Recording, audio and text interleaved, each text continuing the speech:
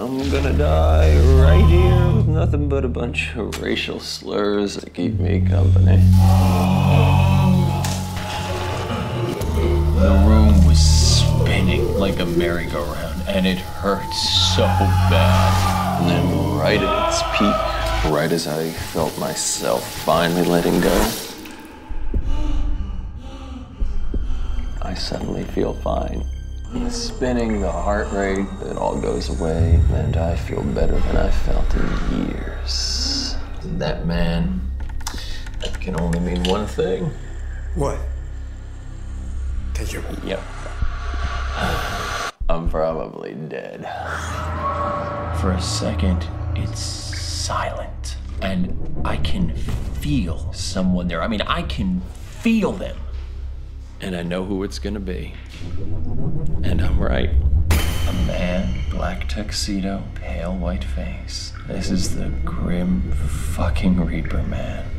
And when he steps forward, that's when I know that shit's really going down. Oh. Because the man in black, it's Danny Pickler. Wait. Danny Pickler, the kid who died in 4th grade jumping off a swing. He's 35, but his face is right out of the picture all the newspapers used. Danny Pickler? Wow, you recognized me fast. Where did you come from?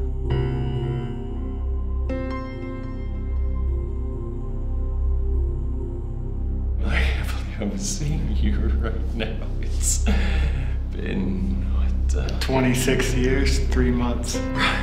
Right. I'm sorry, this is all just... So, what's the deal? What's happening?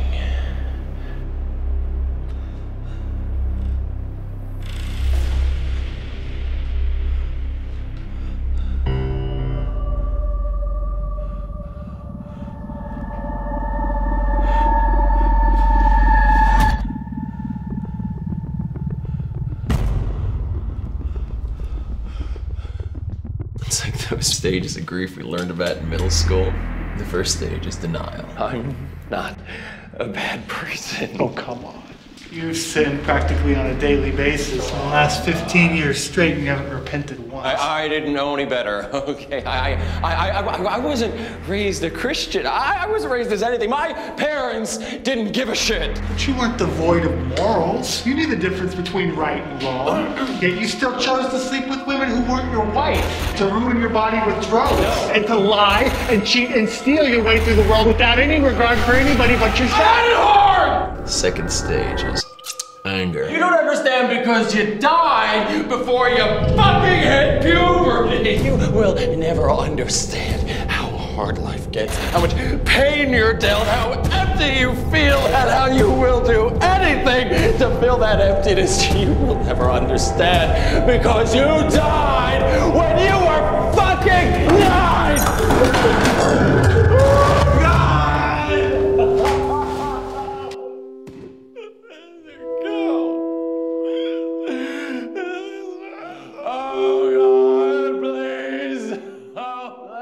Pretty soon I'm crying like a bitch. I moved right into that third stage wherein one starts bargaining for his life.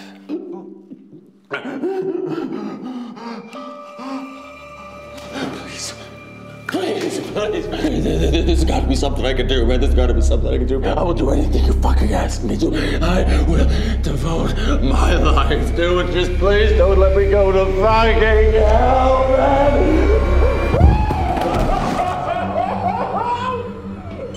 The next stage of dying is depression. But before I reach that stage, Danny Pickler says the last thing in the world I expect him to. There's something you can do for me. What? Listen, I can give you another chance. I can pretend that I missed you dying and you can go on living and you can turn your life around. But you gotta do something for me. Sure. What? I need you to kill my family. All of them. And a few others. What? Look, You tell me I have no idea what it's like to grow old? Well, you have no idea what it's like to die young. To be 12 years old and completely alone in heaven? To watch everyone you've ever loved cope with and eventually get over your death? I have watched for 26 years while my friends and family have grown closer and made memories without me, and I can't take it anymore! I want to with you now, and if you don't want to do it, then I'll find somebody else who will. Oh, Dad, calm down, calm down. I'll do it, I swear. Just calm down, calm down. I'll do whatever you fucking want. I'll do it. Just, isn't, he watching? No. That whole God is everywhere, watching you at every moment thing, that's just something your mother told you so you'd stop jerking off in the bathroom so much. That's why he has people like me. And it's a good thing he does.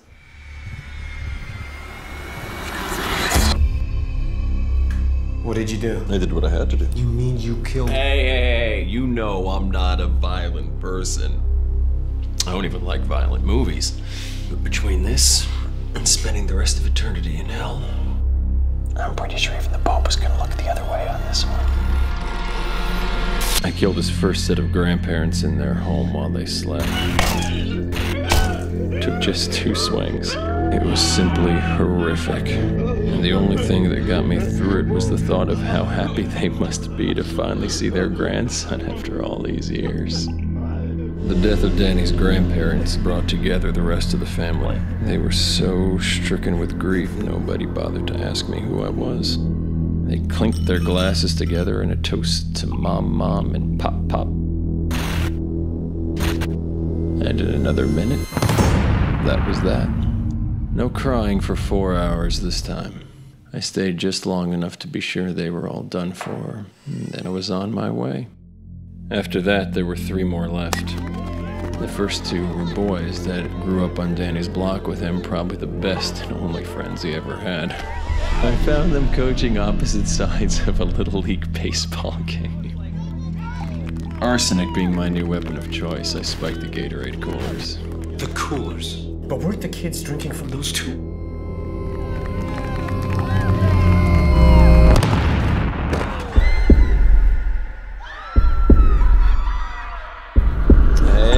It's not my fault, man. The devil made me do it.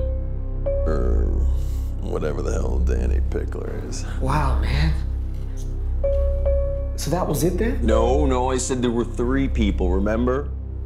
The first 2 were Danny's friends. The third one, that's where it gets really interesting. Why? Who was it? Cassie Paredes. Cassie Paredes. Little Danny Pickler's first and only crush. It's no question why he wanted her. She was the most sought-after girl in school. All the way until she got knocked up senior year. She and I hung out in the same circles and shared more than a few drunken nights together. And I have to admit, I was kind of looking forward to seeing her.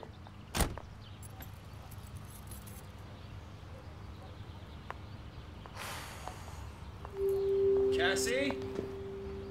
Cassie Paredes? Yeah? Holy shit! What are you doing here? I was on my way to LA and I figured I'd stop in Vegas and GPS broke, cell phone died, and... Oh. This isn't your house, is it? Yeah, that's my place. It's so crazy. What are the chances that you'd... Yeah, I can't believe it. And through my car window, we exchange our life stories since high school. Mine does not include the part where I agree to murder her. You wouldn't happen to have a printer, would you? Yeah, definitely. I wouldn't want to impose. I mean, I'm sure I can probably fix it here. No. Come on. All right. Just like Cassie to let someone she hasn't seen in over 14 years into her home. I already knew killing her would suck more than Danny's grandparents. Cassie was the lead in every high school musical from freshman year on. But being a teenage mom put a damper on her dreams of stardom. I mean, Vegas puts on the same musical as New York does, just a couple years later. So if anything, I feel like I have a better chance of getting something out here than I do there. Well, I'm sure you're kicking ass out here. I keep going to auditions, but they keep telling me I can't sing. I don't know, maybe I smoke too many cigarettes. You know, I remember senior year when you played Maria in West Side Story, and I thought your voice was just... Thank you. You were in that, weren't you? You were. I was something. You were, shark number 3 or Is that something. what it was? Yeah. It was number 3? Not number 2 or 4? Number 3. Still the same sweet Cassie after all these years.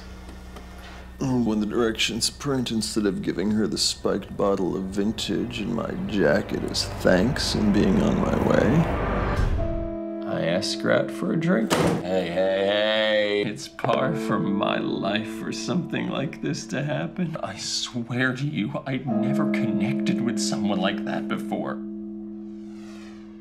We talked about our lives and where we wanted to go with them. I remember that. Oh my God. That seems like yesterday. God, and now I am a mother of a 15-year-old daughter. That is crazy. I bet you're an awesome mom. She's gonna have stories like me, I'm sure. I already caught her smoking a cigarette with some guy. He's probably like 21. And the week before that, I caught her drinking. Maybe she's just stuck in the wrong crowd. Yeah. Me. You know, I have tried to go sober for her, but... You know, I've been to just about every anonymous group there is, and if there's one thing I've learned, it's that if you want to go sober, you need someone to do it with. Yeah, well, that's my problem. I don't have a single friend who would ever think about going sober with me. Yeah. Me neither. Until now. Wow. I'm so glad you got lost in my neighborhood today. Me too. And I was scared, man. Was I actually going to be able to do this? And what was going to happen to me if I didn't? What was Danny Pickler going to do? And that's when the answer hit me. Which was? Nothing. There was nothing he was going to do to stop me. If he could strike people down at will, he'd have killed his family himself. No. Danny Pickler was a spoiled 9-year-old little brat who didn't want to play by the rules. He may have spared my life, but I'd done enough in return. And so while Cassie and I went upstairs, the spiked wine stayed down.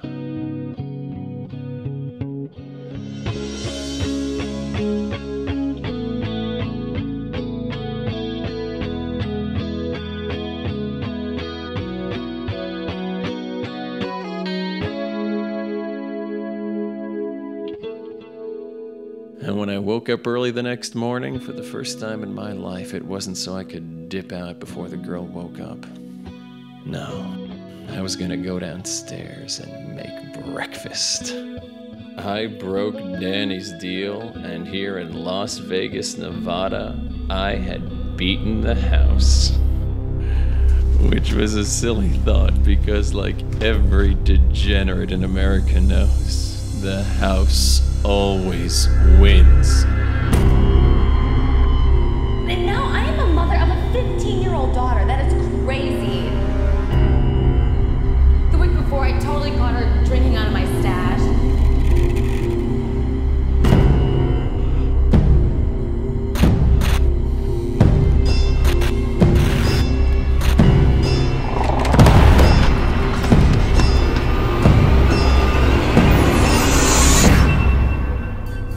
So you left.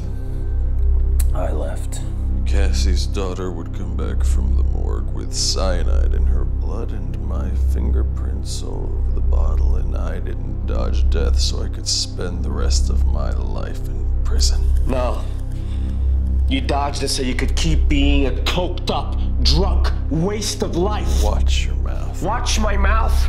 What are you gonna do? You couldn't piss straight right now. Hey, you called me to have a drink, so now I'm the asshole for getting drunk? You should have died from getting drunk, but you were granted a second chance at life, and this is what you do with it? Hey, shut up! You have no idea what I've been through. You have no idea what it's like to kill someone.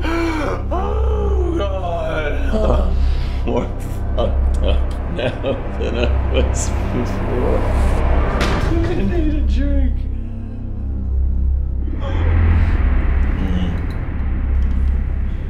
You remember when I called you earlier? Said we should catch up? That I had some big news to tell you. Yeah.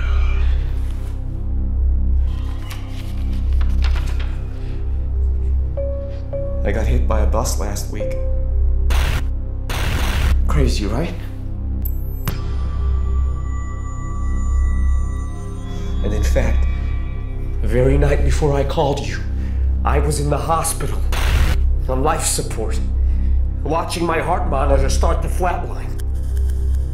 And as I cried, wishing that it wasn't all over, that I could have just one more chance at life, I had an experience quite like yours. In fact, it was exactly like yours. Because a man named Danny Pickler walked into the room and told me that I could do something for him in exchange for that very chance. Only unlike you, he had only one person he wanted me to kill.